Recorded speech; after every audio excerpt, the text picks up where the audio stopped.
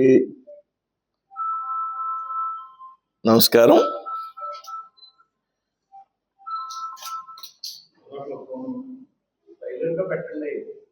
అందరికీ సంక్రాంతి మరియు భోగి శుభాకాంక్షలు. ఏదైతే ఇటీవల కాలంలో కేంద్ర ప్రభుత్వం తీసుకొచ్చినటువంటి ఏదైతే డిసెంబర్ 22 నాడు చట్టం చేయబడిందో, నరేగా స్థానంలో Viksit Bharat guarantee for Rozgar and Ajeevika mission V B G RAM G అనేటువంటి పథకం మీద పెద్ద ఎత్తున జరుగుతున్నటువంటి దుష్ప్రచారం మనందరికీ కూడా తెలుసు. దీనికి సంబంధించి కొన్ని వాస్తవాలను, కొన్ని వివరాలను ప్రజలకు తెలియజేయాలనేటువంటి ఆలోచనతో ఇవాళ పాత్రికేయ మిత్రుల సమావేశం ఏర్పాటు చేయబడింది. మీ అందరికీ తెలుసు, నరేగా గురించి గ్రామీణ ఉపాధి హామీ పథకం మహాత్మా గాంధీ గారి పేరుతో ఉన్నటువంటి పథకం. అయితే ఈ పథకం దేశంలో పెద్ద ఎత్తున దుర్వినియోగం అవుతాం. దీనికి మనందరం కూడా ప్రత్యక్ష సాక్షులు. దీనికి ఏ విధమైనటువంటి జియో ట్యాగింగ్ కూడా లేకుండా పెద్ద ఎత్తున పనులు చేస్తున్నాం అనేటువంటి ఒక మెషతో మధ్యలో ఏజెంట్లు, దళారులు కుమ్ముక్కే పెద్ద ఎత్తున లక్షల కోట్ల రూపాయల ప్రజాధనాన్ని దుర్వినియోగం చేస్తున్నటువంటి సంగతి మీ అందరికీ కూడా తెలుసు. అయితే ఏదైతే పాత పథకంలో ఉన్నటువంటి లోపాలను సవరించి మరింత కట్టుదిట్టంగా ఈ పథకాన్ని అమలు చేయాలి. ఏదైతే పథకంలో చేస్తున్నటువంటి అభివృద్ధి కార్యక్రమాలు అవుతున్నాయో అవి పెద్ద ఎత్తున ప్రజలకు ఉపయోగపడాలి అనేటువంటి ఒక ఆలోచన కేంద్ర ప్రభుత్వం చేయడం జరిగింది. గత పథకంలో ఉన్నటువంటి లోపాలు ఏవైతున్నాయో ఆ లోపాలన్నీ కూడా సవరించి మరింత పారదర్శకంగా ఉండే విధంగా ఇవాళ జీరామ్జీ పథకానికి కేంద్ర ప్రభుత్వం రూపకల్పన చేయడం జరిగింది. ముఖ్యంగా పని దినాలను కూడా 100 నుంచి 125 దినాలకు పెంచడం జరిగింది. పని దినాలను పెంచడమే కాదు, ఒక 60 రోజుల పాటు నిరంతరం కొనసాగేటువంటి ఈ పథకానికి 60 రోజుల పాటు విరామాన్ని కూడా ప్రకటించడం జరిగింది. ఎందుకు విరామం ప్రకటించడం అంటే,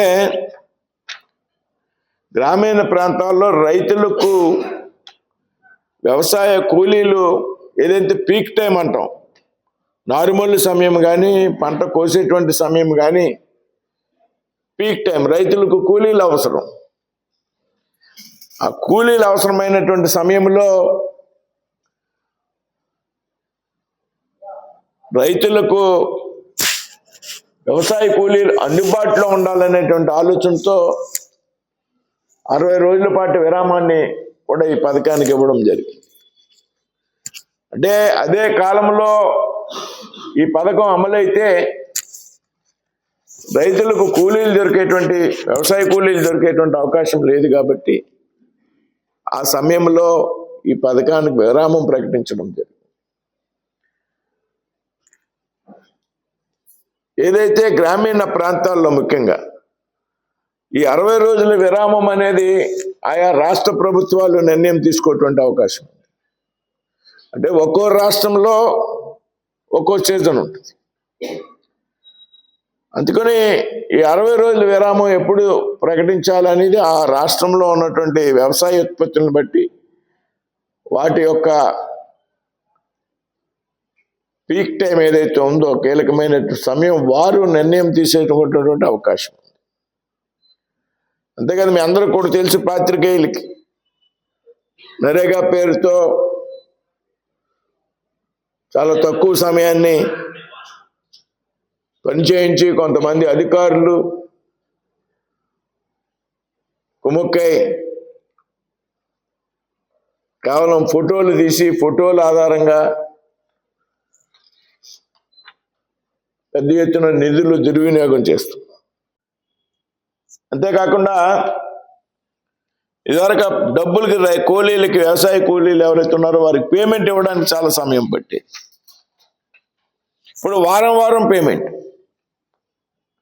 నేరుగా వారి అకౌంట్లో డబ్బులు పడతాయి, దళారుల ప్రమేయం లేకుండా.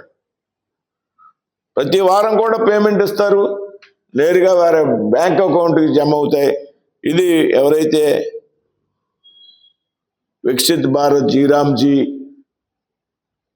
పనులకు వెళ్ళేటువంటి వ్యవసాయ కూలీలకు పెద్ద భరోసా. మన అకౌంట్లకు డబ్బులు వచ్చి పెడతాయంటే ఇందులో దళారుల ప్రమేయం ఉండదు. అదేవిధంగా ఏదైతే పథకాలు కార్యక్రమాలు అమలవుతున్నాయో ప్రతి వారం కూడా పారదర్శకంగా వెల్లడించాలి. కాబట్టి అదేవిధంగా ఈ పథకంలో ఏమైనా ఇబ్బందులు ఉన్నా లేకపోతే పేమెంట్ సమయంలో వేతనాలు ఏవైతే ఉన్నాయో ఆ వేతనాలు సకాలంలో అందకపోయినా కానీ ఒక టోల్ ఫ్రీ నెంబర్ ఇచ్చారు, ఆ టోల్ ఫ్రీ నెంబర్ని సంప్రదించవచ్చు.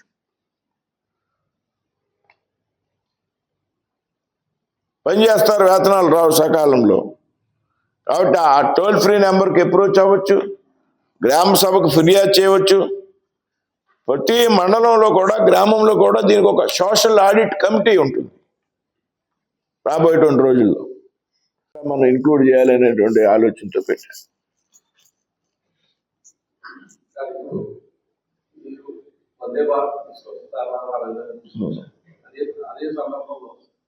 ఉమ్మడి వెస్ట్ గోదావరి జిల్లాకి సంబంధించి రోడ్లకి శాంక్షన్ అని చెప్పారు.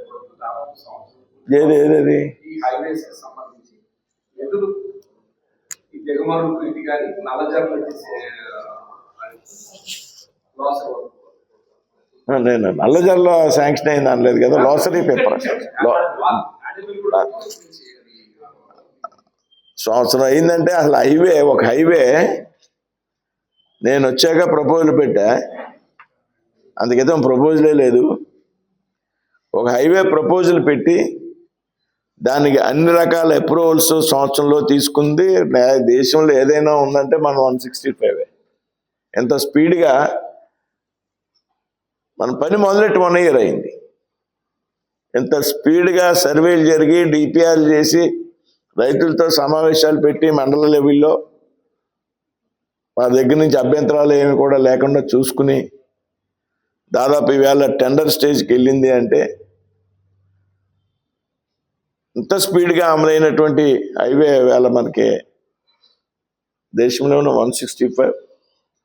దానికి సంబంధించి పని ఫైనల్ స్టేజ్కి వచ్చింది. కాబట్టి చిన్న చిన్న టెక్నికాలిటీస్ ఉంటాయి గవర్నమెంట్లో, ఏదో కొంచెం క్యాలిక్యులేషన్స్ ఎస్టిమేషన్స్ మార్పులు ఉంటాయి చిన్న చిన్నవి. కొంచెం మళ్ళీ పని చేసేటప్పుడు కొంత ఎక్స్ట్రా బడ్జెట్ కూడా కావాలి, రైతులు పొలాలకి దారులు ఇవ్వాలి, అవన్నీ ఉంటాయి. కాబట్టి దాన్ని మళ్ళీ ఒకసారి చెక్ చేసడం జరిగింది. అది నా ఉద్దేశం. యూపీఏ హయాంలో కేంద్రంలో కానీ రాష్ట్రంలో కానీ ప్రతి పథకానికి కూడా నెహ్రూ గారి పేరు, రాజీవ్ గాంధీ గారి పేరు, లేకపోతే ఇందిరాగాంధీ గారి పేరు, అంటే భారతదేశం వాళ్ళ తాత ముత్తాతల ఆస్తి అన్నట్టుగా దాదాపు 800 పథకాలకి వేళ దేశంలో వాళ్ళ పేర్లు పెట్టుకున్నటువంటి వాస్తవమైన సంగతి మనది. గాంధీ కుటుంబానికి వారసులం అని చెప్పి గాంధీ పేరును పెద్ద ఎత్తున వాడుకుని వారి సొంత పేర్లు పథకాలకు పెట్టుకుని దేశాన్ని దోపిడీ చేస్తున్నటువంటి విధానం మనందరం కూడా అర్థం చేసుకోవాలి. ఇవాళ భారత ప్రధానమంత్రిగా ఉన్నటువంటి నరేంద్ర మోడీ గారు ఒక్క పథకానికి కూడా ఆయన పేరు పెట్టలేదు అనేటువంటి విషయాన్ని మనందరూ కూడా గుర్తించాం. ఆయన పేరు కాదు, అతను నాయకులు ఉన్నటువంటి వాజ్పేయి గారి పేరు కానీ, లేకపోతే శ్యాంప్రసాద్ ముఖర్జీ పేరు కానీ, లేకపోతే దీన్ దయాళ్ ఉపాధ్యాయ పథకం కానీ, దేనికి ఎక్కడన్నా ఒక చోట అర చోట అటల్జీ పెన్షన్ పేరుతో ఒక పెన్షన్ పథకం ఉంది. కాబట్టి పేర్ల ఆధారంగా జాతిపిత మహాత్మా గాంధీ పేరు వాడి పెద్ద ఎత్తున ఈ పథకం కింద నిధులు దుర్వినియోగం చేస్తూ దేశమంతా ఎన్ని లక్షల కోట్లు ఖర్చు చేస్తున్నారో మా అందరికీ కూడా తెలుసు. ఇవాళ నరేగా ఎక్కడైనా సరే జాతీయ గ్రామీణ ఉపాధి పథకం, జాతీయ గ్రామీణ ఉపాధి హామీ పథకం. కాబట్టి ఈ లోటుపాట్లన్నీ కూడా సవరించి ఈ నిధుల కింద వచ్చేటువంటి నిధులతో తాత్కాలికమైనటువంటి పనులు కాకుండా తాత్కాలికంగా ఆ కాలగట్టిన 2 చెట్లు నరుగుతారు. వాళ్ళ చేతితో లాగెత్తి వచ్చే చెట్లని 15 మంది కొడవలతో కత్తులతో ఓ అరగంట ఫోటోషూట్ చేసి పని ఉండదు అక్కడ. కాబట్టి తాత్కాలికమైనటువంటి పనులు కాదు, తాత్కాలికమైన పనులు కొన్ని ఉంటాయి. కాలువలో క్లీన్ చేయడం అది కూడా తాత్కాలికమైన పని. ఒకసారి ఒక కాలువ బాగు చేసామంటే పంట కాలువ ఏమన్నా కనీసం 2-3 సంవత్సరాల పంట బోధులో కాలువలో ఇబ్బంది లేకుండా ఉంటాయి. మళ్ళీ సీజన్లో మళ్ళీ అదే కాలువ పని. ఒకసారేమో ఈ కొట్టు లోపలేస్తాడు కాలువలో, మళ్ళీ సీజన్లో తీసి బయట వేస్తాడు గట్టు మీద. కాబట్టి నరేగా చట్టం కింద ఖర్చు అయ్యేటువంటి ప్రతి ఒక్క రూపాయి కూడా శాశ్వత ఆస్తుల రూపకల్పన ఆధారంగా నిర్మించాలి. మంచి రోడ్డు వేయాలి, మంచి భవనాలు కట్టాలి, కనిపించాలి మనకు ఆస్తి. కాబట్టి తాత్కాలిక పనుల్ని లో ఉన్నటువంటి లోపాలను సవరించి శాశ్వతమైనటువంటి ఆస్తులు క్రియేట్ చేయడానికి రూపకల్పన చేయాలనేటువంటి ఆలోచనతో ఇవాళ వికసిత్ భారత్ జీ రామ్జీ పథకాన్ని కేంద్ర ప్రభుత్వం ప్రవేశపెట్టడం జరిగింది. స్టేట్ గవర్నమెంట్ ఇప్పుడు ఇది ఏమవుతుందంటే అసలు ఈ పథకం ఫెయిల్ అవడానికి కారణం స్టేట్ గవర్నమెంట్ కంట్రిబ్యూషన్ లేకపోవడం. కేంద్ర ప్రభుత్వం యొక్క ఆలోచన ఏంటంటే ఇవాళ ఆంధ్రప్రదేశ్ అని కదా, ఆంధ్రప్రదేశ్కి అనేక వేల కోట్లు ఇస్తున్నాం ఇవాళ కేంద్ర ప్రభుత్వం. ఇవాళ చాలా రాష్ట్రాల్లో, బెంగాల్లో ఎవరైనా సిపిఎం అంటున్నారు, బెంగాల్లో అవుట్ రైట్గా దుర్వినియోగం. బెంగాల్కి ఆఫ్ చేసేసింది, ₹1 లెక్కలేదు. ఇవాళ బెంగాల్లో మన పాత పథకానికి కూడా నిధులు అకౌంటబిలిటీ లేదు, యూటిలైజేషన్ సర్టిఫికేట్ లేదు, దేనికి ఖర్చు పెట్టారో చెప్పరు. కాబట్టి ఈ పథకంలో రాష్ట్ర ప్రభుత్వాలు కూడా బాధ్యత ఉండాలి. రాష్ట్ర ప్రభుత్వాలకు అవసరమైతే వేరే రకంగా నిధులు కేటాయింపు పెంచుదాం. ఈ పథకంలో రాష్ట్ర ప్రభుత్వం యొక్క వాటా లేని కారణంగా బాధ్యత రాహిత్యంగా ఇవాళ ఈ పనులు ఉన్నాయనేటువంటి ఆలోచనతో రాష్ట్ర ప్రభుత్వాలను కూడా వారి వాటాని ఇందులో పెట్టాలని కేంద్ర ప్రభుత్వం పెట్టడం జరిగింది.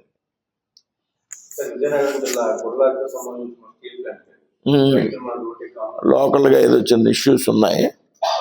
అంటే అది యాక్చువల్గా మనం 2 మిలియన్ టన్ను ఇండస్ట్రీ మనం సిఐలో మనం పర్మిషన్ ఇచ్చాం, వాళ్ళు చాలా స్పీడ్గా వచ్చారు. అవగాహన కల్పించేటువంటి ప్రయత్నం చేస్తున్నాం. స్టీల్ ఫ్యాక్టరీ వల్ల పెద్దగా అంత ఇబ్బందికరమైనటువంటి పరిస్థితులు లేవు, సరి చేసేటువంటి ప్రయత్నం చేస్తాం. ఈ 60-40 రేషియోలో ఈశాన్య భారతదేశంలో ఉన్న రాష్ట్రాలకి వాళ్ళు వెసులుబాటు ఇచ్చారు. ఈశాన్య భారతదేశంలో ఉన్న రాష్ట్రాలకి 90-10. ఈశాన్య భారత రాష్ట్రంలో ఉన్నట్టు అన్నిటికీ కూడా ఇప్పుడే కాదండి. అంటే సార్ మన ఆంధ్ర రాష్ట్రం స్పెషల్ స్టేటస్ గురించి ప్రత్యేక హోదా గురించి ఈ 60-40 రేషియోలో ఆంధ్ర రాష్ట్రానికి డెబ్బై కదా సార్. అది కోర్టులో ఉన్న వాళ్ళు కొంతమంది బహిరంగంగా చెప్పే పరిస్థితి. ఇప్పుడు ఈశాన్య రాష్ట్రాలకి ఇప్పుడు కాదండి, ఎప్పుడు కూడా కేంద్ర ప్రభుత్వం చెప్పిన అన్నీ కూడా 90:10 అనేది పూర్వం నుంచి ఉంది. వేళ కొత్తగా ఇవ్వలే. ఈ పథకం మాత్రమే కాదు, అన్నీ కూడా 90:10. ఇప్పుడు ఆంధ్రప్రదేశ్కి దృష్టిలో పెట్టుకున్న కేంద్ర ప్రభుత్వం ఇది దేశం అంతటి సంబంధించినటువంటి పథకం ఇది.